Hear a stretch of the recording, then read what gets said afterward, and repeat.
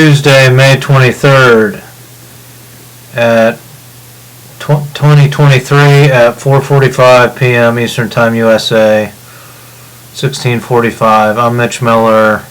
This is my video journal. I believe it's Stevie Nicks' birthday, 75th birthday. Happy birthday to her. First, some math for the computers to do, supercomputers to do. I received my 200 euros, my foreign currency, for my trip on June 10th. Ordered it to the bank thinking I'd get a good exchange rate through the bank. They waived one $35 fee for buying foreign currency, but I see they gave me another $10 fee. I see they FedExed the currency to my location. That's never good. So I don't think this was the cheapest way, but I paid $243 for 200 euro. So I don't know if that beats telling the bank that I'm going to be using my debit MasterCard abroad and using an ATM for euro in Europe when I get to the airport. I don't know. You do the math. Banks are a scam, and they're just raking in money off of people trying to spend money into the economy.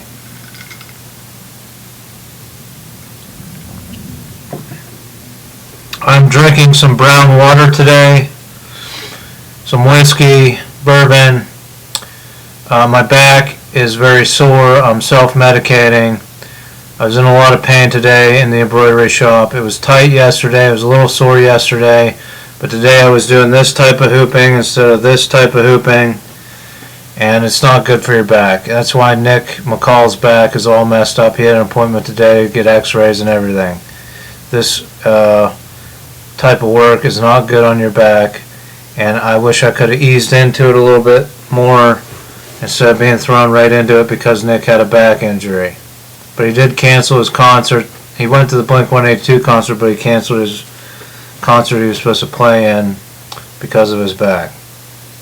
So my back's sore. I was in a lot of pain most of the day, and but my spouse wants me to work. Right? She looks down at me if I'm not working. She thinks I have too much time, alone in this house. And granted, I didn't finish my novel like I wanted to, but look, she doesn't realize what I'm doing. She has access to this computer. She can see these video journals, but she chooses not to watch them. I haven't told her about them. But I do these video journals. I dial different numbers on my phone. I do bank transactions, right? Every bank transaction I make with my new credit card and my debit card gives supercomputers a reference point to investigate the banking industry. Now, you might not see it on a screen somewhere, but they could be running algorithms constantly 24 hours a day based off of my purchases, especially now that I have a credit card. We know that credit cards are tracked by credit card companies and consumer agencies. So before I had a level of privacy just using my debit card, but now this is almost public knowledge in today's technological era. So I do stuff every day. I don't get paid for these things. Nobody recognizes the value in me being a reference point, a neutral person, trying to be as pious as they can, making their way on a very low income, buying very little things because everything's made with slave labor. So why would I participate in this economy when 90% of the things are made using slave labor and the other 5 to 10% are accomplished using indentured servitude? All right, you have waiters, waitresses with student loan debt of $100,000. They're indentured servants. They make jack squat, and they're trying to pay off loans. This is the system I found myself in. I'm sure it's repeated all over the world, and the United States could change that. but they choose to scream at each other on television screens and not come to agreement and change anything. So that brings me to Medicare for All, right? We have Bernie Sanders out there. I'll get to him. But I'm incorporating my back pain into this, right?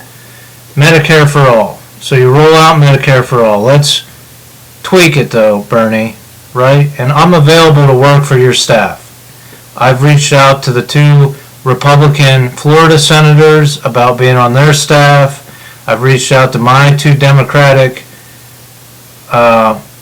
Pennsylvania senators about being on their staff. Nobody wants to hire me. Come on, Bernie. What are you afraid of? You only have a couple years left in there. Why not hire someone like me to really shake stuff up? I'm happy to drive to Vermont. I'm happy to come to D.C. But let's work on this Medicare for All because, and maybe this is why you're bringing it back to the forefront. We have new technology. We have artificial intelligence that's spotting cancer at much higher rates. It's reading x-rays and things like that. Now, when we go to our family physician, Dr. Parker used to just Google stuff on the computer. So we're entering an era where doctors are Googling things. They're still there, the hands to put on the body and feel the lumps, feel the different things out of place, and be able to report that to the computer. But we're entering a phase where we could have artificial intelligence gathering all the information from all the tests that have been run and hypothetically diagnosing us at a better rate, at a more accurate diagnosis. And here's the other thing that I've brought up multiple times. Supercomputers, artificial intelligence aren't easily manipulated by pharmaceutical sales reps that buy them lunch or pay them in shady ways to prescribe their medication, right? The pharmaceutical companies influence the physicians directly and indirectly. As I pointed out, most of the editorial staff on JAMA, the Journal of American Medicine, gets paid decent sums of money by the pharmaceutical industry. You can search that on a database. So JAMA is influenced by the pharmaceutical industry and influences physicians if they take the time to read those journals, right? So it's all influenced by money, corporations, pharmaceutical corporations, medical device makers, and artificial intelligence and supercomputers aren't necessarily going to be influenced in that to this high regard and could better diagnose us. If they prescribe a medication, it's because they've literally scanned through all the research on it and feel that it's a good fit for the patient. So let's usher in this new era with Medicare for All. Let's have Medicare for All for the old people that are paranoid about supercomputers, artificial intelligence, want a traditional way of receiving medicine that's corrupt, in my opinion, in the United States. But the Republicans say the numbers don't work. You can't have Medicare for all. We can't afford it on the tax base. But if we have an artificial intelligence program, supercomputers, we could get an extraordinary amount of diagnosis and prescriptions using just nurses and physicians' assistants, right? Let's allow people to choose the innovative technology tract of Medicare for All, younger people, that say, I'm willing to accept the diagnosis from a physician's assistant using artificial intelligence to analyze my tests, right? When that technology comes about, right? I'm willing to accept that. I want on the Medicare tech track or whatever. So we can streamline these physician's appointments.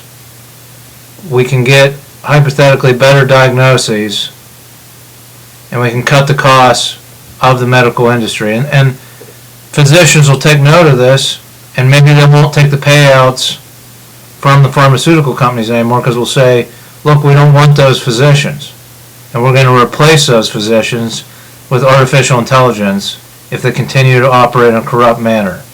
Right? There's like, I think I noted them in my medical records at UPMC Northwest, there's like 7 or 8 medical fraternities out there. Secret societies of physicians. So I released some of those medical records to the Copenhagen Supreme Court. You can see the names of those medical fraternities.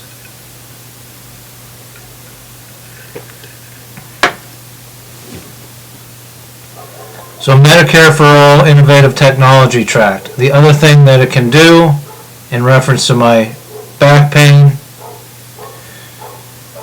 you can get the Medicare app on your phone, right?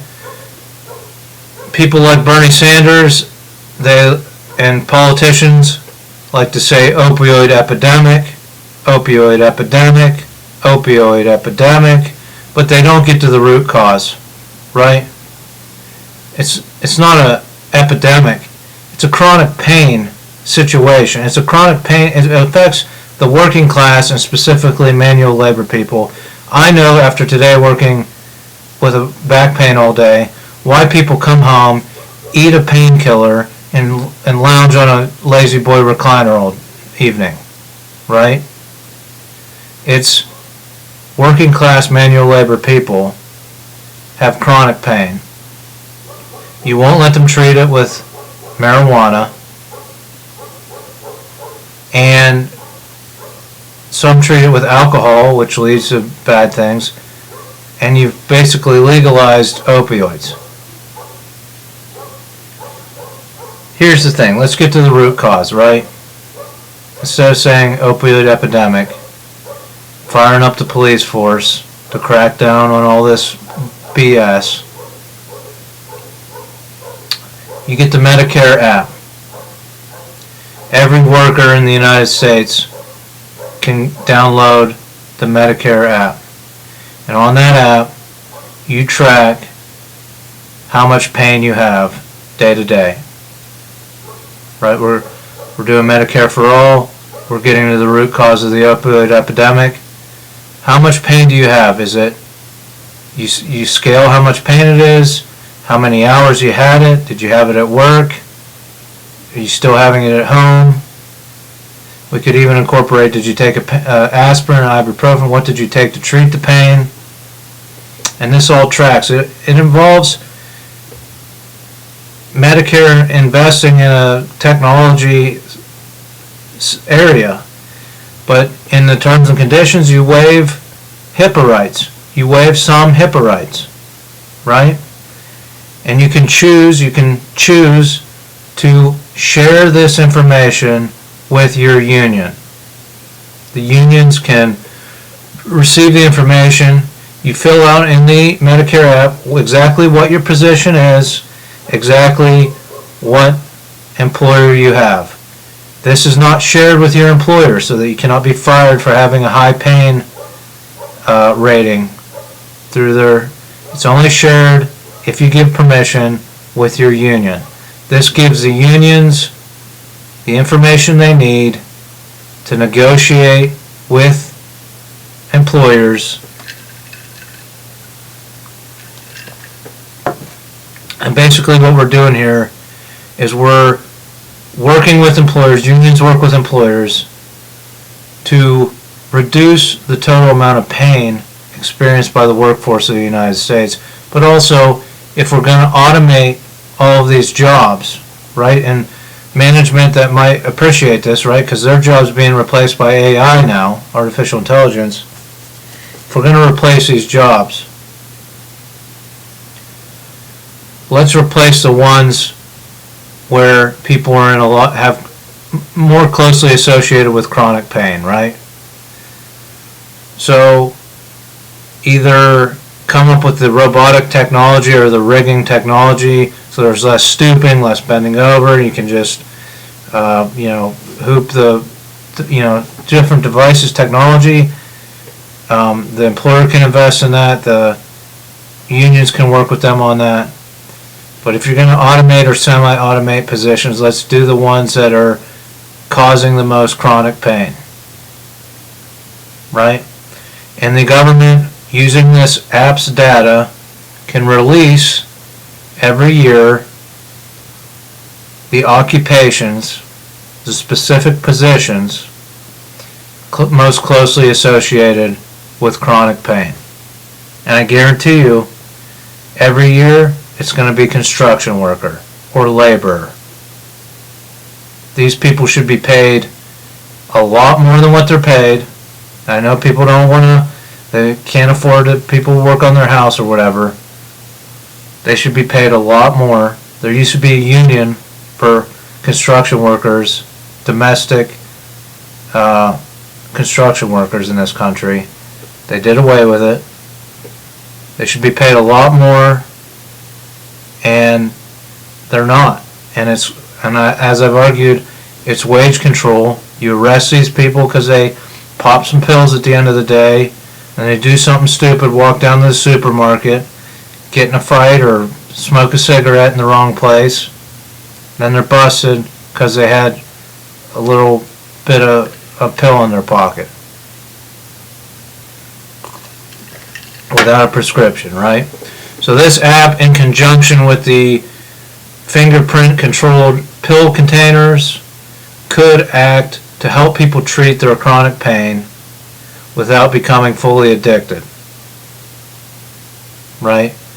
And we can look into alternative things and prescribe higher doses of ibuprofen and other painkillers other than opioids. But the first step is an app where people document how much pain they're in and what their official position is. Every year, let's be honest with the people, every year the government publishes, here are the positions and their association with chronic pain.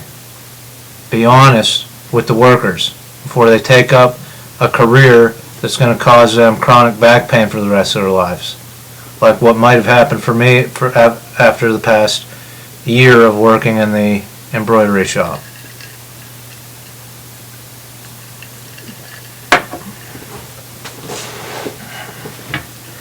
So those are just a couple ideas I have for Medicare for All. Let's modernize it. Let's allow it to the people in their 60s, 70s, 80s, 90s to enjoy the Medicare that they've had. But if you're going to roll it out for all, allow a two-course track. One that embraces physicians that are paid off by pharmaceutical companies running the medical industry and pharmaceutical companies.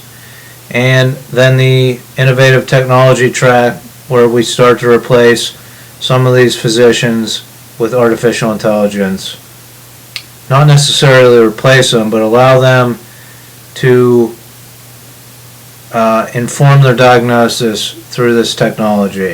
If it's blatantly wrong, they can shrug it off, but if 99% of the time it's correct or comes up with a diagnosis that they didn't consider, right? Like there's only so much information a medical doctor can memorize and apply to diagnosis on a human.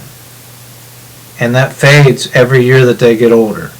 It makes sense in the medical field to have artificial intelligence analyzing tests, coming up with diagnoses. I think it makes a lot of sense.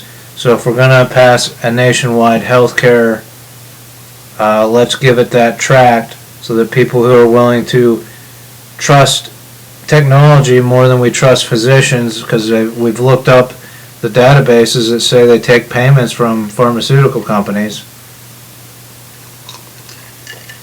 and read publications that are, their advertising is all paid for by pharmaceutical companies and their editorial staff is all paid off by pharmaceutical companies, right? Maybe we'll trust those computers and that AI more. So that's my proposal. And look, Bernie Sanders, like I can publish this on my Mitch for Mayor website. But do I really need to do that? You have to know who I am by now, right? Nobody's tapped you on the shoulder and said, take a look into this guy. Even if you didn't spy on my house by getting this information, you could see my published, many hours of published information out there. So please, somebody get the message to Bernie Sanders. I'm willing to work for his staff. That way my wife thinks I actually do something. I might be a little bit important like she is, and not just some schmo that bums around on a campground and does odd jobs for friends and family and works in an embroidery shop, right? As I said, I'll survive on that income, but she's talking about retirement and all these other things, so I understand her concern. She doesn't want retirement relying on her. My thought process is any day any of my projects could take off. If I just keep pushing the leadership, keep pushing the status quo, eventually someone will see my value and want to hire me or pay me what I deserve.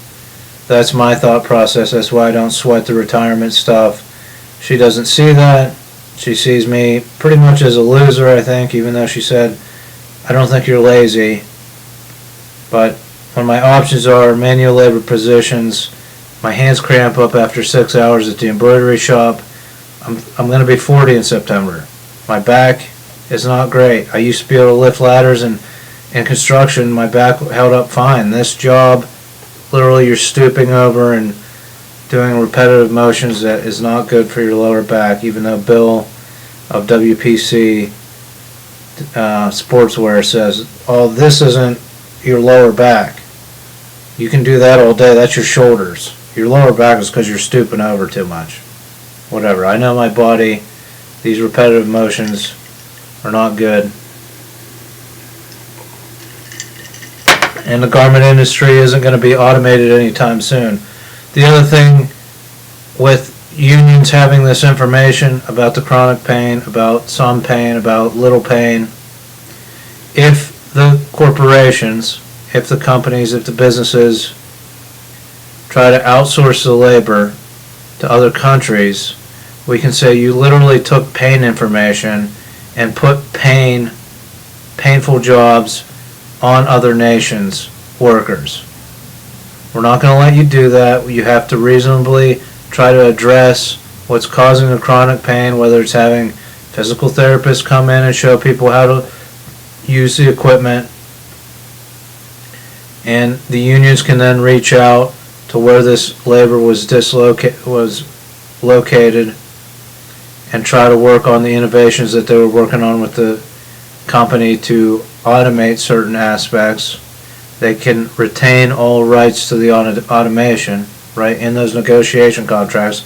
Like if I was a union negotiator, like EnviroUnion, we would say we'll work with you to figure out how to automate this, but we keep all the patent designs and stuff, so that if you ship this stuff overseas, ship these jobs overseas, we can approach those governments and those